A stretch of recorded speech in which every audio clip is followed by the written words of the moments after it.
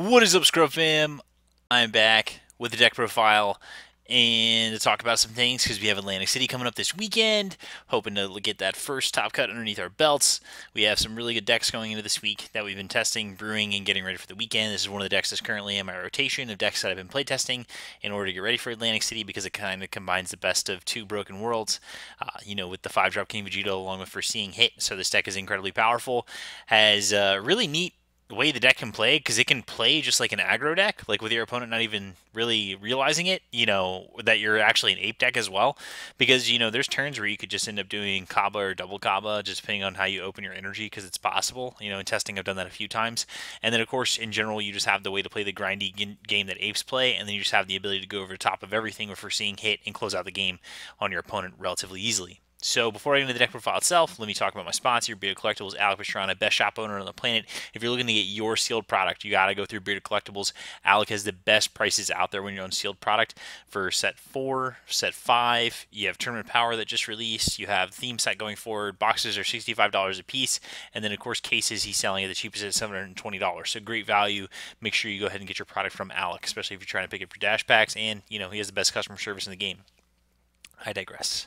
Anyway, let's go into this deck profile. So, as you can see, we're running a lot of the standard ape stuff. So, there's only a few things that are different than the conventional ape stuff. Like, instead of playing 4 Bardoks, 4 Graded Prince Vegetas, and then 2 absolute Great Ape King Vegetas, we're actually playing 3 Bardoks and 3 Great Ape King Vegetas. Main reason why is because, yeah, I'm playing 3 Little Lords to be able to tutor 5-drop, but there's too many times, since red is popular in this format, that your opponent can just snipe your King Vegetas with Foreseeing Hit, so you need to be able to have the additional copy, whether if it's in your deck or something that's searchable for you, and just in case that happens. Because if you don't get your 5-drop online, then a lot of times the games end up being a lot more difficult because of how many 10Ks that you actually run in the deck itself. So I really like playing 3 in the main deck. It's felt really strong so far. We play 4 Great Prince Vegeta, 3 Bardock Will of Iron. We play 2 No Opening Son Goku to supplement with our red package. I like No Openings because it's tutorable with Planet Vegeta. At the same time, it's just something that if you open it on turn 1 after Mulligan, then you're good. Like, you have a way to awaken that turn, especially if you have a Kaba, and you're set. So you can go ahead and get off to the races and put a lot of pressure on your opponent early that they didn't expect.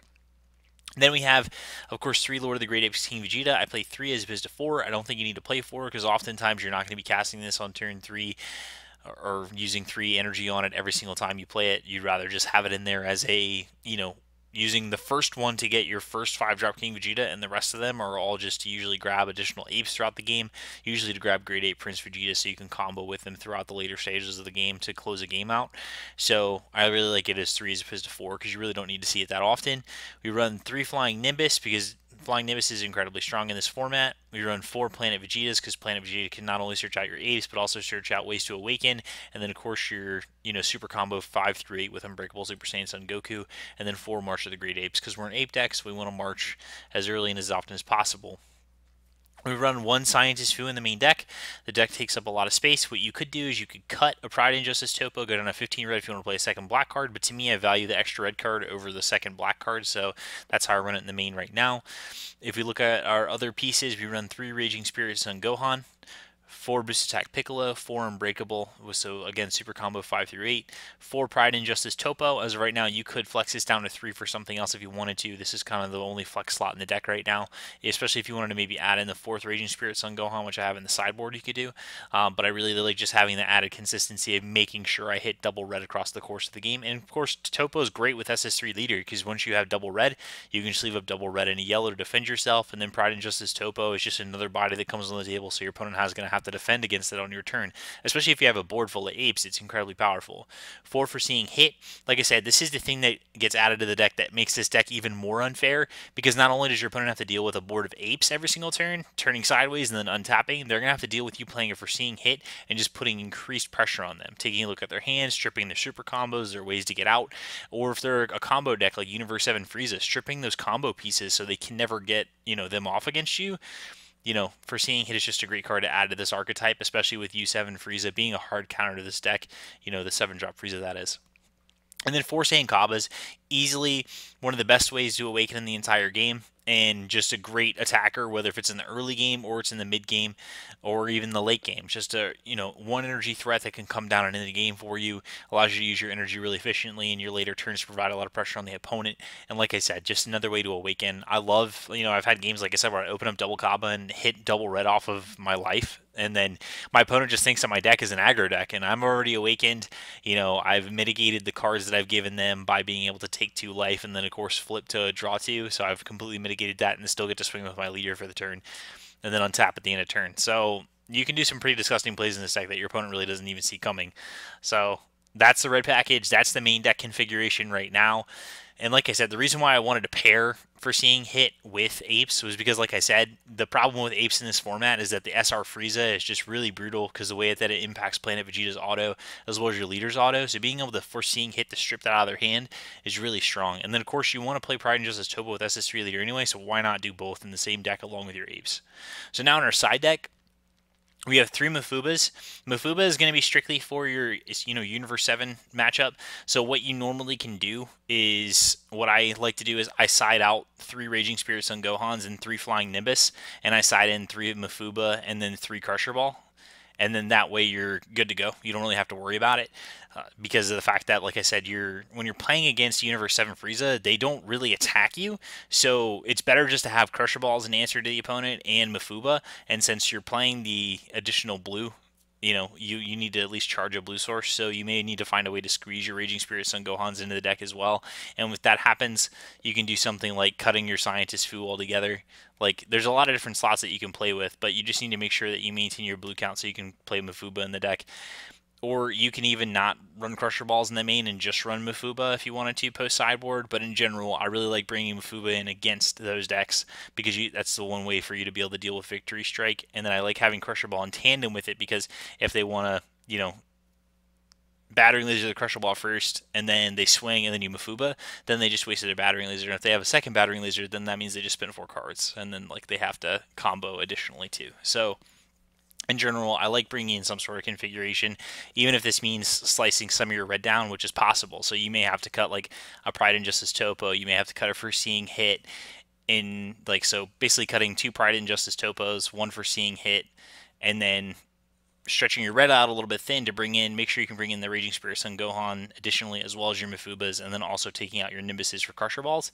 So that way you're loosening up on your red, but you have answers to the Victory Strike deck. Or if you just want to go balls to the wall and still play Foreseeing Hit, you can keep the main deck configuration against them. That's what this deck was designed to do, is to be good against them by playing this card. So either way, you have a lot of options in this deck. That's one thing I like about being able to play red and yellow together in this list, is because of the way that the cards kind of complement one another and just kind of fill in the weaknesses. Otherwise, we have the 4th Flying Nimbus. This is really only going to come in if you are worried about something like veggies. And then also the Crusher Balls that are in the sideboard are great against Mass Saiyan, because Mass Saiyan, you can really throw off their tempo if you Crusher Ball one of their overwhelm threats. So I like running 4 Crusher Balls in the sideboard. 2 Explosive Spirit Sun Gohans. So the reason, Son Goku's, the reason why having LeBron James in this deck is important is because if you're playing against even any of those big threat decks, you need to be able to have something that is a cheap, efficient answer that won't cost you too much life.